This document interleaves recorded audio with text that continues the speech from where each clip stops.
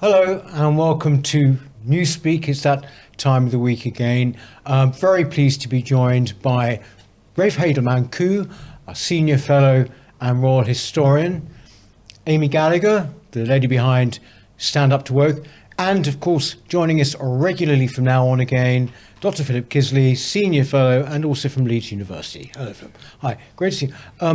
We're going to take two basic topics this week, but basically, we're talking in the aftermath, obviously, of all the disorder over the past 2 or 3 weeks. And also, we're going to be looking as well at some quite alarming stats that have come out about the number of people who just simply are not working or doing anything in the country. But to start with, want to look at some of the kind of longer term effects of those riots and disorder. Amy, we should start off with our friend Elon Musk, right? Because he's really balked large. We didn't mention him at all last week. What have you got to say about it? Yeah, well, he seems to be sort of the man of the moment right now because he's always had a commitment to free speech, and obviously that's the main reason he bought Twitter. But since the UK riots, he's been commenting quite heavily on UK politics, which he hasn't necessarily always done in the past.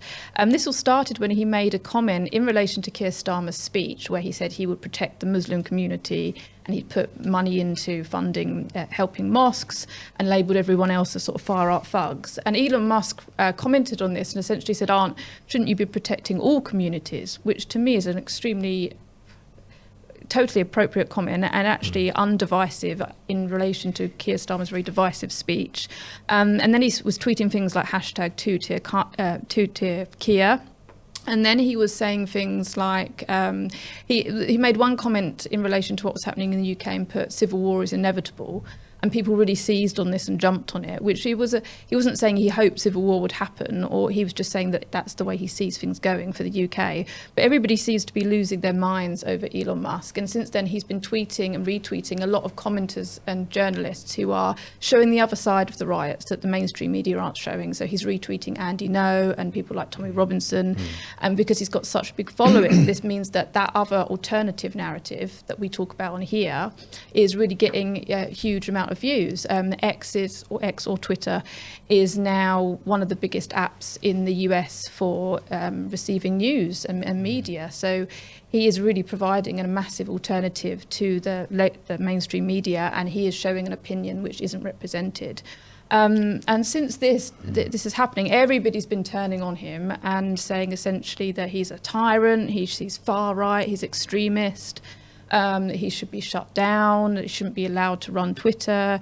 There's been some Labour MPs essentially saying they're going to leave Twitter. People have been saying this for years in relation to Elon Musk, and they usually don't leave Twitter. But so that's been happening. And then this kind of reached a climax where he has done a conversation with Donald Trump. And an EU commissioner, Thierry Breton, wrote a letter, which he ironically published on Twitter, essentially saying, using the UK riots as a pretext for essentially arguing that Elon Musk needs to be very careful in relation to what he says in this conversation, and he needs to be aware of the kind of legal requirements for X, and that it needs to be he can't say anything that could cause harm, to which Elon Musk essentially replied by saying F you. But it was very interesting to see an EU commissioner referencing something that's happening in the UK, which is not part of the EU, in relation to between a conversation happened between an American president and Elon Musk, who are both situated in America, and thinking that he could wield some kind of power in this. And actually what we saw was that the president of the European Commission, Ursula von der Leyen, essentially dismissed this man's letter and said that doesn't represent the European Commission. But there's so many people now gunning for Elon Musk and saying he's a tyrant, he's an extremist, and it's just because there is this absolute loss of control now around the narrative, and the mainstream media do not know what to do, and they want to make him a kind of a scapegoat.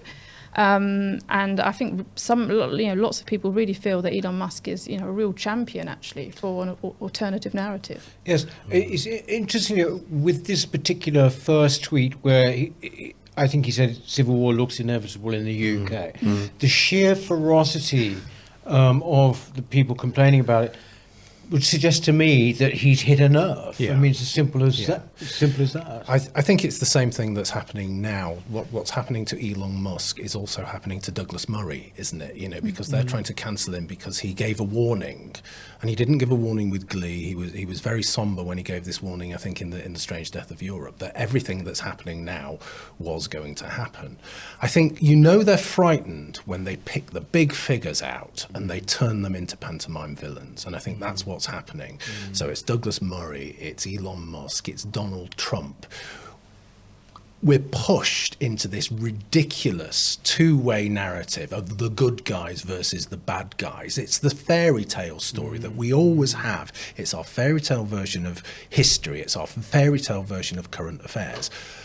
And what we need to do is really push back against it. That's what we're doing here. Now, people are pushing back against it in the wrong ways. They're rioting in the streets, and they're causing disorder, and they're calling for incitement on social media and in the internet. But I think what we've got to do, and we might talk about that, I think what we've got to do is ask why. Why are these people, like the woman who was just been arrested, the 53-year-old care worker, I think she's called Julie Sweeney from Cheshire, Leafy, Cheshire. She's been arrested for incitement, and she's got, is it 15 months in prison 18. for this? Is it 18 months in prison? Okay. I think we've got to be asking why. Why is a woman like this saying a terrible thing like, keep the adults in the mosques and burn them down? Why is a woman like this, who's got no previous convictions, who actually said thank you when she was sent down, unbelievably, why is a woman like this saying these things?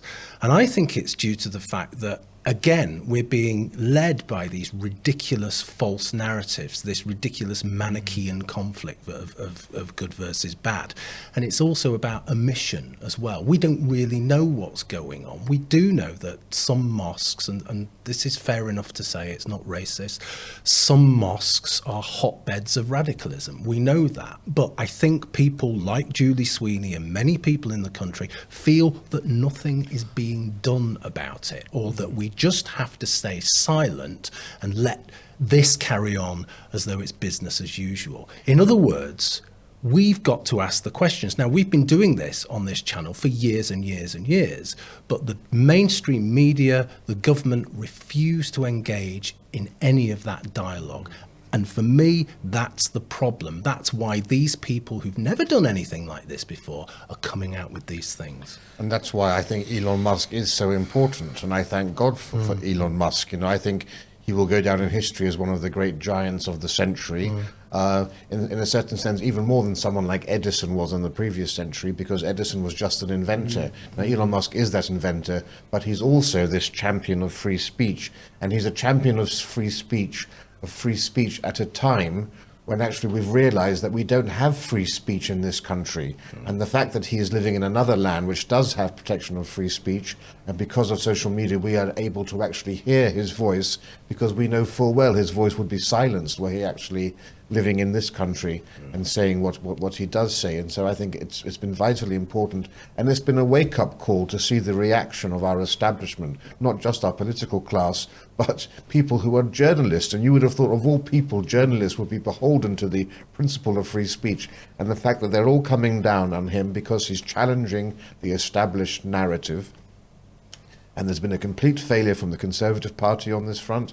There's been a complete failure, apart from Talk TV and GB News, complete failure of the established media to actually defend freedom of speech. Either they're cowering or they're in agreement with it. Either way, it's detestable. And I think he's performed a huge service on this front.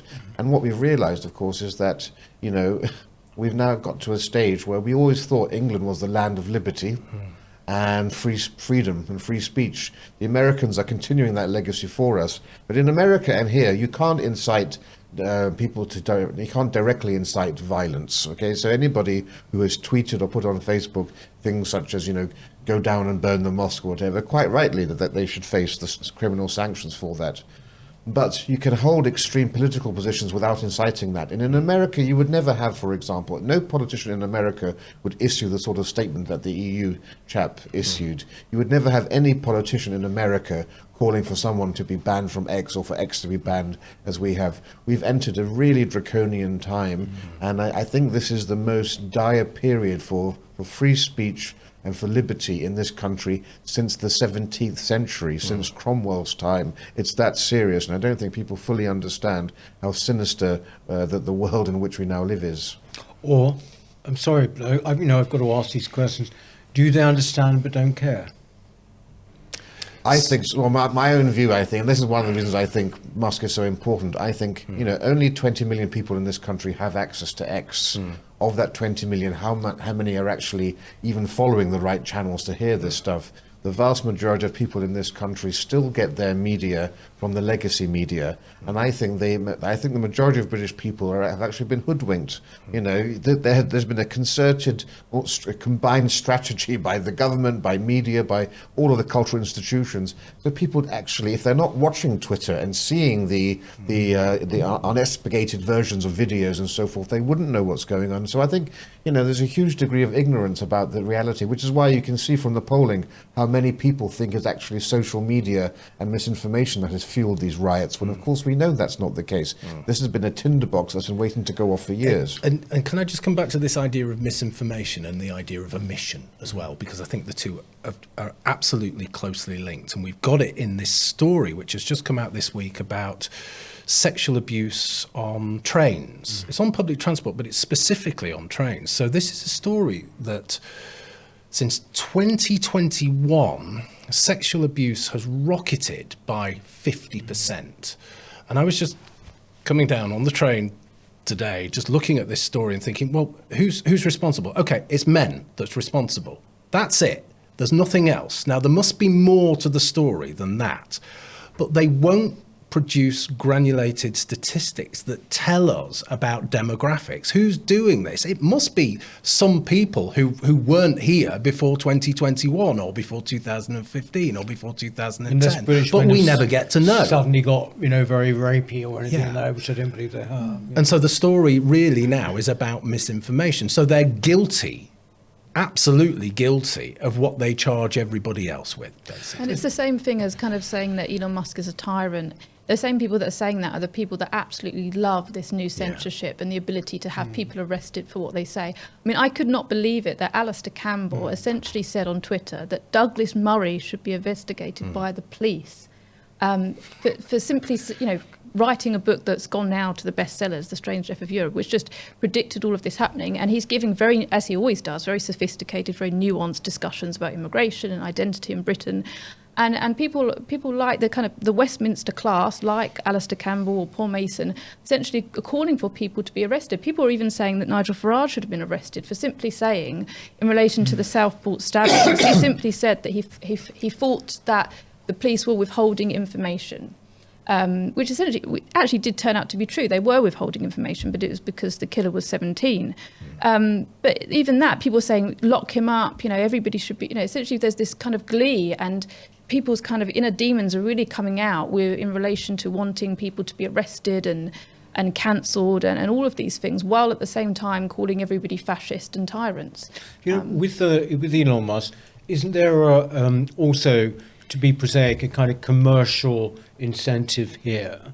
Because, remember, I think we said last week, all the papers came out with the same headline, basically. And they're all worried about the fact that they're in a dying industry. Yeah. And he represents the new industry. From the Sun to the Mirror, every newspaper was coming out in a process because, they have to think about their bottom dollar, and social media companies have been the biggest cause of their decline in readership, and you can just see that on the tube any day in London and so forth. So you've got the political desire of the Labour government, indeed, to ensure that the narrative isn't diverged from, and then you've got the media as well.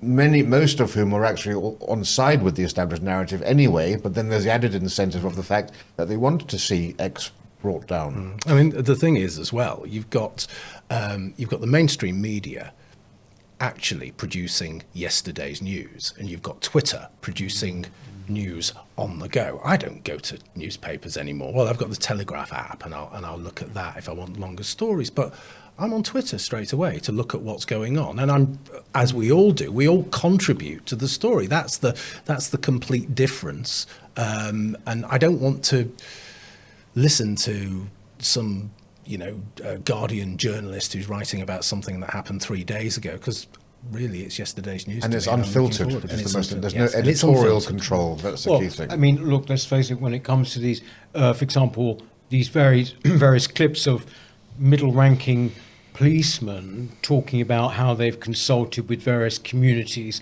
etc. If it weren't for Twitter, you'd never see them. I mean, I found myself having to send these clips to various people, who basically do live by the mainstream media. So, well, did you see this? Did you see the one with the cop surrounded by community elders, for example, actually addressing people in Arabic?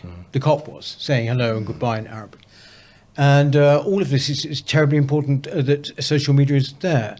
I mean, I suppose when I mention that about people not caring about free speech, this is something on my mind a lot. I'm sure that basically you understand that a lot of people are constantly trying to work out how much real feeling there is out there about these things. We're in what? We're talking to people, 20% of people, I mean, who essentially believe what we do, or they half believe. But then polls come out, 86%, as you say, Ray, said it was all down to social media. How many people thought that the rioters in any way had any point to what? I think it was so low. I mean, it was really low. And then buried in it, we went through this last week, didn't we? Buried in it, there were these various statistics saying, yes, immigration is a possible factor. But like you, I find that, for example, one particular thing has happened this week. What I will watch and listen to is so narrowing that, for example, the Times hit the dust for me this week. Did you see the cartoon they put up, which was unbelievable? It was the one, I tweeted it, got huge, went viral. It was the one that looked like a piece of agitprop. And it was essentially using Churchill's words almost against him. We will fight them on the business. This is the paper of record, as it once was known. Forget it. I'm not taking, okay, it's a cartoonist, but I'm not taking anything from you anymore. This, what we actually watch. I mean, do you watch any? You watch BBC? No, not very often. No, I do a little bit, but no, I've totally switched off now. I mean, you sort of got to, in a way. Yeah, haven't you? you do. You see the mainstream media, and it's just like a different reality, isn't it?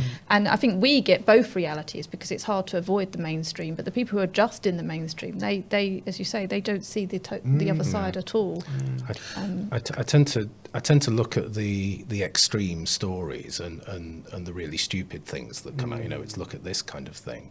But I think one of the things, just going back to freedom of expression and free speech, I think there are an awful lot of people out there who don't value freedom of speech at all. What they value is affirmation of their own ideology. That trumps freedom of expression much more than anything else.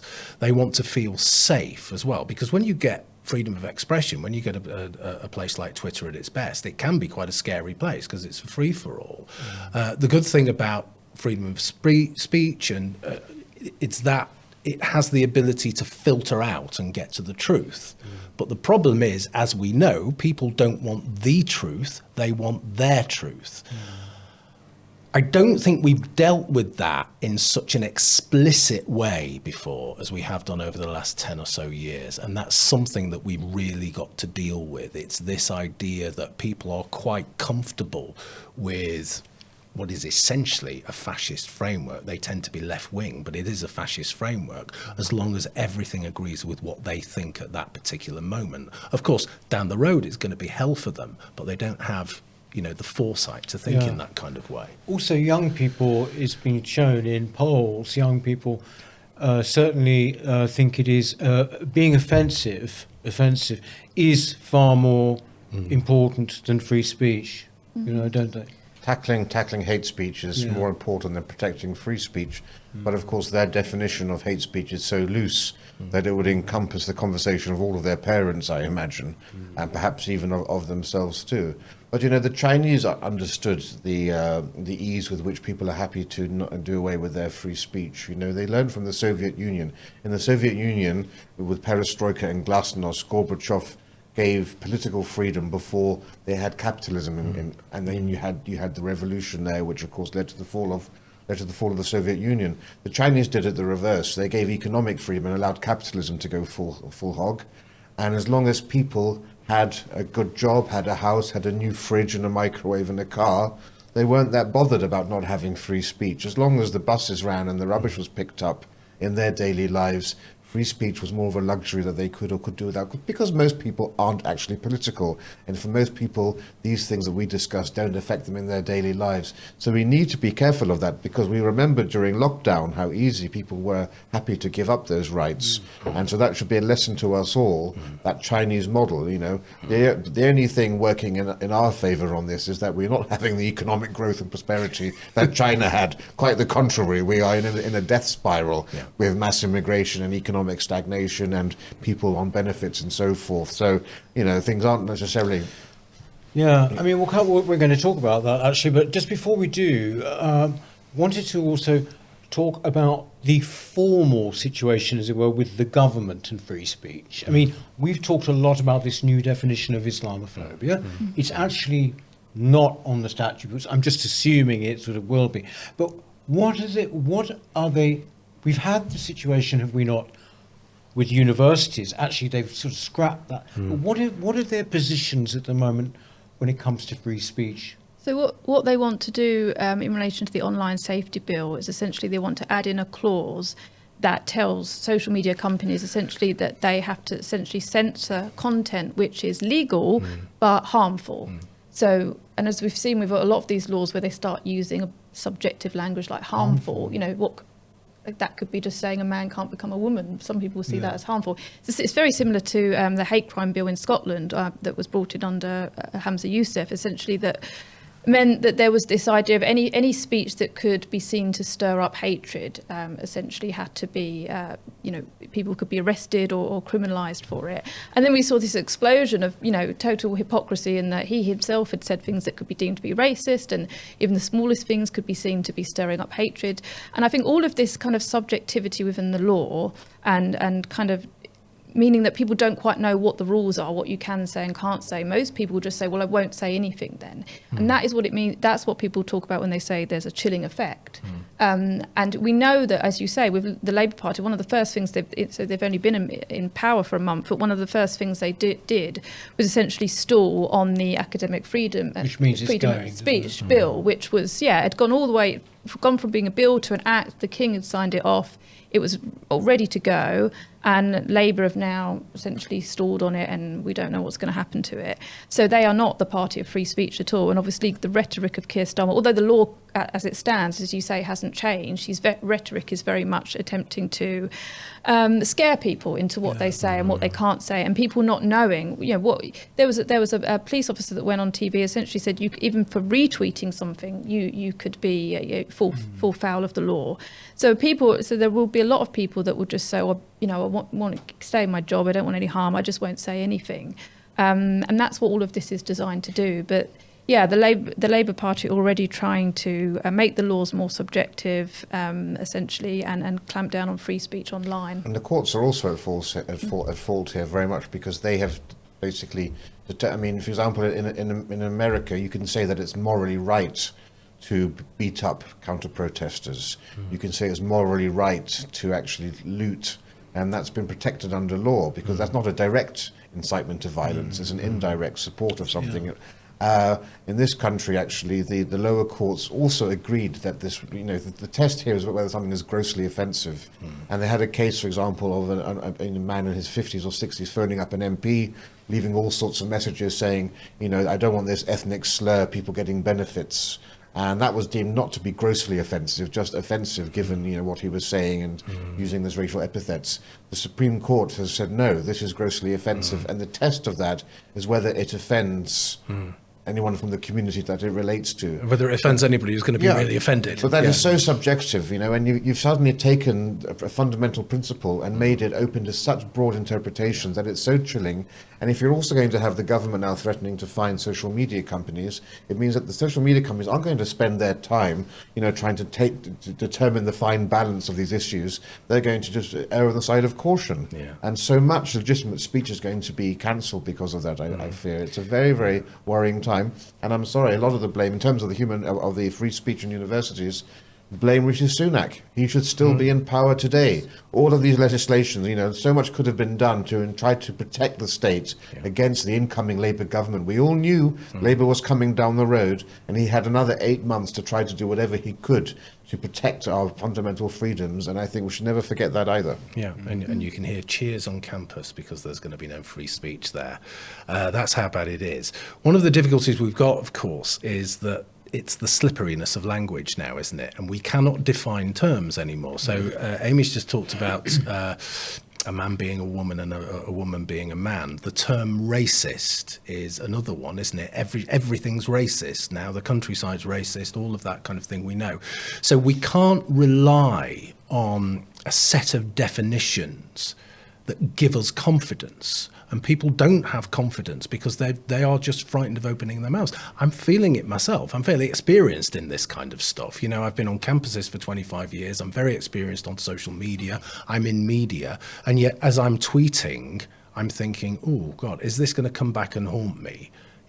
I've got no confidence here. It's not that I'm tweeting anything offensive or illegal. It's just that I've got zero confidence that people will treat me fairly. The authorities will treat me fairly because I don't understand their terms of reference, because their terms of reference are so slippy. And I think people feel like that up and down the country. I think, wasn't it always the law in the country until 30, maybe 40 years ago, was that, basically we have free speech, and unless you are inciting murder or violence, right? That seems to me to be very clear. All that's happened is that essentially we've had a growing, expanding, bank of hate laws, and that is what's happened. That to me has been a direct response to, for example, multiculturalism. Yeah, that's it. You can It's have the free only way. Yeah. Or multiculturalism. Yeah. You can't have both. Yeah. I know this is incoherent thing, but does this make you feel despondent? I mean, Rafe, do you get despondent about this? I don't think I've been more despondent than I am at the moment when you see the severity, the glee with which not only does the state try to stifle speech, but the glee with which the people you could once count upon, the journalists and others, are supportive of all of this. And the lack of serious opposition from the Conservative Party on this. They still have 100-odd seats. I haven't seen Rishi Sunak. I haven't seen him at all. Has he spoken out about any of this sort of thing? The Reform Party have done a bit on this front, but it just seems as if we're relying almost exclusively on foreigners to point out to not just Elon Musk, but everybody abroad is so aghast. And there's been a wonderful article written recently from someone who came here, an American, who in love with England, and his sheer shock at the state of affairs here in a whole variety of ways, multiculturalism as well, but just the sort of police-like state that we now live in, and it's very worrying because we're just in the foothills of all of this. Immigration is still going up, the demographics of this country are still going to change. It's going to cause more unrest in the future. We know that. We can expect more attempts now to stifle things because of the fear of all of that, and this government still has another 5 years minimum to go through. It's interesting you say that about America. I did an interview with the Paul Horowitz Center in Texas, it's got the front page publication is one of them. Did this interview with them this week, and they were literally asking me what it was like on the front line. I mean, it was like that. They take it that seriously. How would you, what would you warn us about, and all this? But as you say, it's happening here, and on an everyday basis, boiling frog syndrome. But also the other thing is this. These are, for want of a better expression, these are our people doing this. This is what I find despondent. It was like COVID. These politicians, when I say our, I'm not talking ethnic, I'm talking British, you know. These are British people doing it to us. That is what causes me more despondency than anything. I think COVID is quite interesting in this respect, in terms of the boiling frog syndrome, because we had the Conservatives who were more libertarian and more in favour of freedom than Labour. We can't imagine how it would have been under Labour. But we saw what was happening in Canada, and we looked across to Canada aghast at how they were coming down so heavily on the truckers and the convoy and so forth. But the majority, all of the media in Canada were on the side of the government, and the majority of the people were. That was the Canada's boiling frog moment. And we looked at Canada from abroad, saying, my God. And we're now going through the same experience over this free speech issue here over the right. This is our truckers' convoy moment. I think it's quite strange, isn't it, to be on Twitter and seeing American journalists responding to what's happening in Britain in the way that I think with COVID, we were the ones that were more liberal, and we were aghast at Canada and other countries and New Zealand. And now we're on the receiving end of everybody being shocked. And, it's quite saddening because, you don't feel that pride that you maybe did before. But I think in terms of free speech, the Conservative government, this should be the absolute time that the opposition kick in. They should be so strong in relation to what's happening. You think, my God. And I haven't really heard any kind of Conservative MP come out really strongly about what's happening in a way that you think, yes, that's it. Well, not just here strongly, but what I've heard, particularly from these leadership candidates, is kind of really quite pathetic, and also sort of like ceding ground. Ceding ground. I think just in terms of the question, do I feel despondent? Well, you wrote a tweet recently, which actually Totally I and felt utterly. it was the one where you were walking through Hartlepool. Huddersfield. Well, it's gone viral. It's everyone's. Many people feel exactly the same. It's not. The point was, it wasn't just about Huddersfield. It was about any British town. So I was walking through, just very quickly, I was walking through Huddersfield, and there were some middle-aged women sat outside a Merry England cafe. Do you remember those? Trying to have a civilized afternoon tea. And right next to them, there was the stench of weed. There was a couple in grey tracksuits fighting with a child. There were people shouting in foreign accents. And I was just struck by the contrasts there.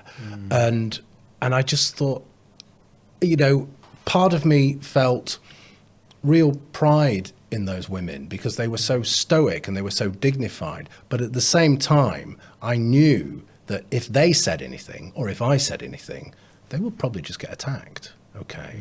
So I do feel despondent about those things, but I'm certainly up for the fight. Oh yeah, no. I'm certainly up for the fight. That goes without saying. It kind of does, but I don't necessarily think about the places that are just going to hell. I'm thinking about the places that are fighting back. So I'm thinking about the stuff, the Scandinavian stuff that you've talked about before, and we've talked about on this show before. And there is a sense that no, there are rules, and they are about nation, and they are about state, and they are about a national identity, we need to start taking those seriously. The only problem I have with that is that they've gone so far down the road, they're having to do that, and we're going down that same road blindly. I think, I agree. Look, no question, we are fighters, all of us, right? Otherwise we wouldn't be doing this. But nevertheless, I do think that we have to acknowledge when people are watching, often we said join our locals, for example, don't feel that you're alone. Also, people are looking around them to sort of try and judge the state of play. You did that. You talking about it.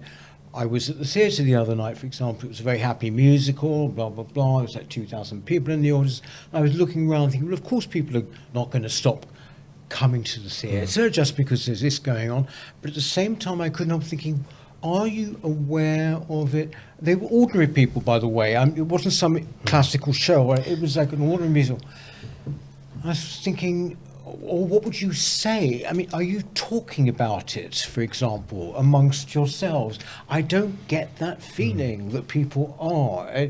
Is it because they are too frightened to talk about it even? Because that is a thing.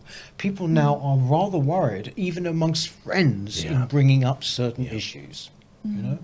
Yeah, I don't know. I am hearing a few more conversations. It's quite interesting.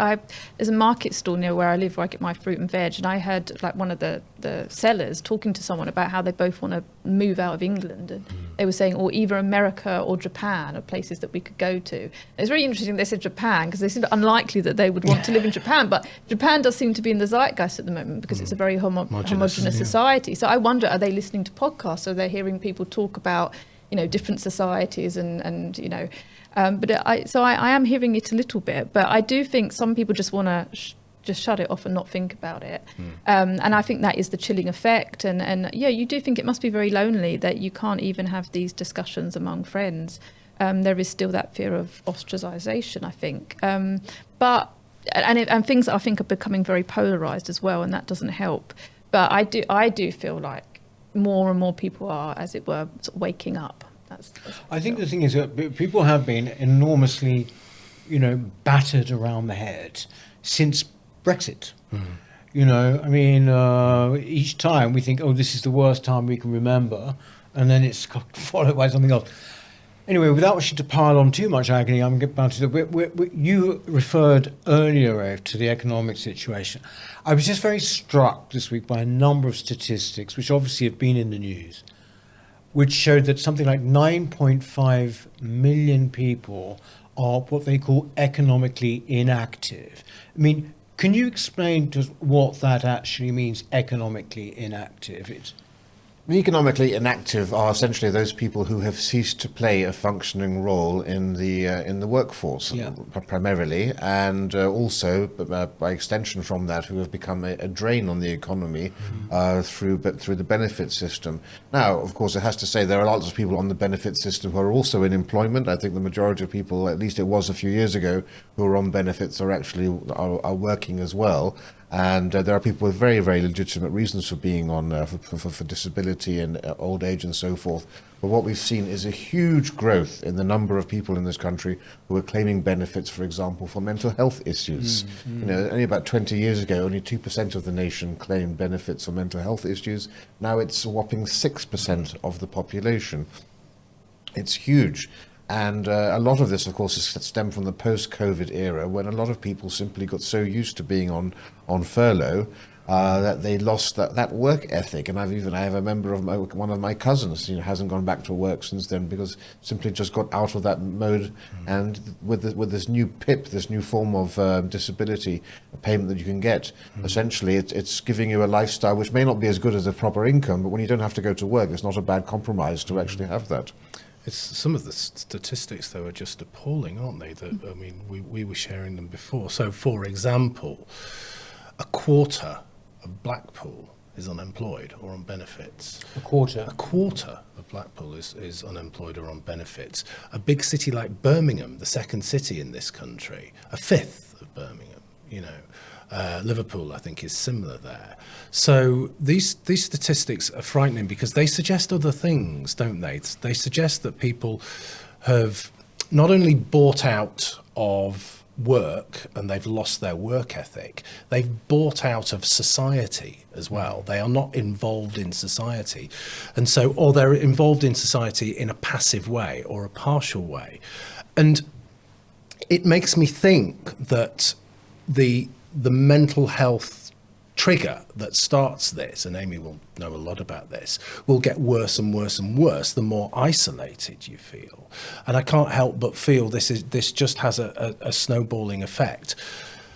And as we were talking about last week, there isn't just one change, a specific change that we can make that will make it all right. This, again, as we were talking about last week, this is about ethos, isn't it? This is about completely changing how we think about our relationship to the country and society. And it's a big thing. And it makes me feel that there needs to be such a huge national conversation about all of this. And it isn't just going to happen it might happen in silos, but that's absolutely not what we want. We want to talk to people who have completely different experiences. I'd like to know what those people are like who haven't worked for 10 years, for example, or for 5 years, and understand what that means. And that's the only way out of this, I think. Do have to make the point actually that it's when they talk about mental health issues, that includes depression and anxiety. Right? So, how far does a real, genuine epidemic of depression or anxiety brought on by the lockdown or whatever it might be, particularly amongst kids, because it's very strong amongst young people, how much does that figure in it? Or my belief, being an older generation, is that this is the pathologizing of ordinary life. Yeah. I mean, all is. of these, well, most psychiatric diagnoses, particularly depression, anxiety, essentially are done by self-assessment. It's very subjective, and you can very quickly find out what you're supposed to say to the doctor in order to get that diagnosis. And we know people can access information much more quickly on social media and online. I mean, this recent report also showed that parents receiving disability allowance for their child for mental health issues has really risen by about 40% in the last 5 years, and that there's a big part of that is diagnosis for autism and ADHD. And I mean, it's interesting because we know that the lockdown must have had an impact on speech and cognition for children. So I don't know how much of a role that's playing, but there is definitely a rise in just mental health diagnosis, particularly in children. I mean, we've seen with the trans issue that so much of it is socially contagious, that people want mental health diagnoses as a form of identity, that it's something that they hold on to, and it gives them meaning in some way. And I think for some parents, almost having a mentally unwell child, it becomes almost fashionable. I know that sounds awful, but there is this we do have this very strange relationship to mental health now. And I also think that people maybe just don't find work fulfilling, or they resent the state, they resent the country, so they don't want to put into it. And they see it, and it is like a spiral. When you see more and more people doing it, if you lived in Blackpool and you saw that, quite a lot of your neighbours were just on the sick, you'd start to think, well, I might as well join them. And then it just, there's more incentive to do so. And I think that's why it's happening. But can I ask you just, this ADHD thing or autism, is that really a thing? I mean, to me, it seems like you meet every other person you meet now as autistic. It would seem. Yeah, it's maybe it's just the area in which I work. No. The definition is completely broadening. I mean, there are extreme ends of the autistic spectrum, as people say, but now it's becoming synonymous with just being shy or being a bit odd, and people say, "Oh, he's autistic." And for some people, it means kind of just being different and being interesting. It's almost good to be a bit autistic, as people say. And I just think that people get these diagnoses very quickly. It's interesting. I'm hearing the conversations around autism popping up more and more. I actually spoke to a divorce lawyer not that long ago who works in the family courts, and he says he now sees kind of disputes over diagnosis of children in relation to autism. And he said 15, 20 years ago, he never saw that. Now there's this explosion of families discussing whether their child has autism or not and what they should do about it, and that's part of the dispute. And I think it just becomes fashionable. I think there is this new relationship with medicine and diagnosis now, that patients see themselves more as customers, that they want a diagnosis, and they have this unhelpful collusion with doctors where the doctor will just give them what they want. There's no authority anymore. I think there's all sorts of things going on as to why this is happening. There are knock-on effects too, because, for example, in the last couple of years, we've had net migration of actual workers of about 1 million people who've come in, at the same time that 800,000 Britons have dropped out of work. So, this is one of the reasons why you could easily make an argument for limiting immigration if we could just get back British people into the workforce. And, I always wonder, we went through the Second World War with people actually being far more engaged in the workforce than they are right now, when their houses around them were blown up and demolished and lost members of their family. The children and the grandchildren of the charwomen of East London and elsewhere are not for doing those same jobs. We need to pay them more, right? We need to pay cleaners more. We need to give people a proper living wage, because it's not very motivating to work for a substandard salary. But we also need to cut benefits. If you cut benefits and pay people more, you will get people back into the workplace. And it's 300. Sorry, it's 300. I should add, 300 billion is what we spend on welfare. And with the, as you said, it was a very important point. The people who are economically active are also receiving welfare. And it's also very generational as well. So Generation Zs are through the roof in terms of likely to be depressed or anxious. And you see that playing out with work ethic. It really brings it all together.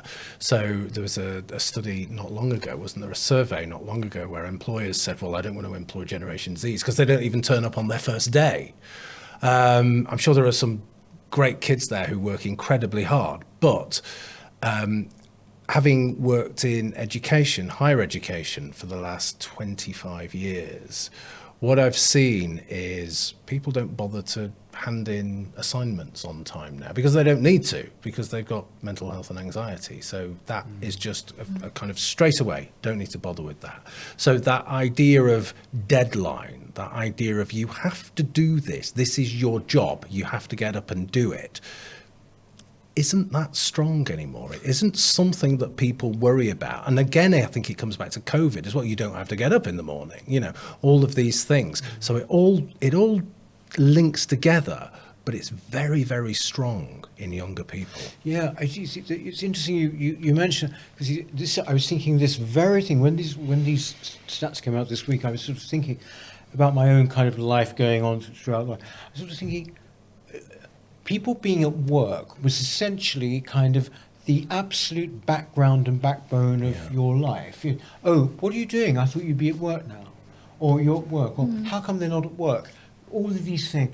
And that is entirely, it seems to me, gone. I mean, you can't assume people are at work. You can't assume they're even working. It seems that it's become just like a lifestyle choice almost now. But what I was just going to leave us with, this surely has a knock-on effect in getting people to worry about things like free speech, doesn't it?